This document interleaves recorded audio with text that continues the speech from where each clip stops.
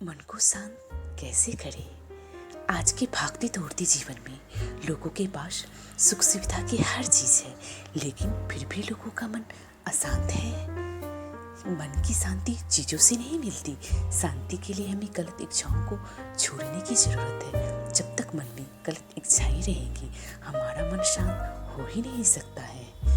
ये बात एक गरीब लड़की ने सेठ रामदास को समझाई थी। एक दिन की बात है, सेठ रामदास किसी काम से शहर जा रहा था कि रास्ते में उनकी गाड़ी खराब हो गई। तो वह गाड़ी से उतर गया, इधर उधर देखा, लेकिन कोई नजर नहीं आ रहा था। दूर तक कोई दिखाई भी नहीं दे रहा था। तो वह भटकते भटकते आगे एक गांव पहुंच गया, पर वहीं उन्हें बांसुरी की मधुर आवाज सुनाई देने लगी और वह आवाज सुनकर हैरान हुआ कि इतनी मधुर बांसुरी की आवाज कहाँ से आ रही है। कौन है जो इतना शांत है और इतनी मधुर बांसुरी बजा रहा है।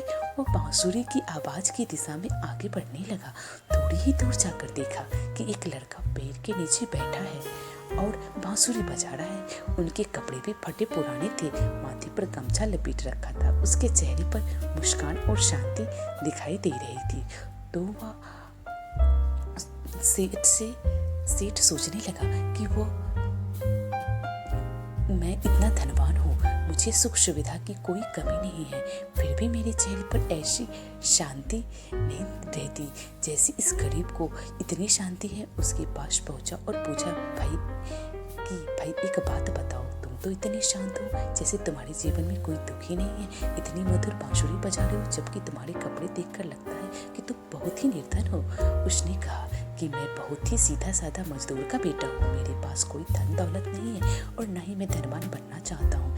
कहने के लिए तो कुछ लोग धनी हो जाते हैं, लेकिन असल में वह भी बहुत गरीब होते हैं। मन से उनके पास समय नहीं रहता अपने बच्चों के लिए, परिवार के लिए। हमेशा धन बढ़ाने के बारे में सोचते रहते हैं और नए नए तरीके अपनाते रहते हैं। और ज़्यादा धन है तो उनको सुरक्षित रखे, उसकी चिंता उससे सताती रहती है उन्हें हमेशा।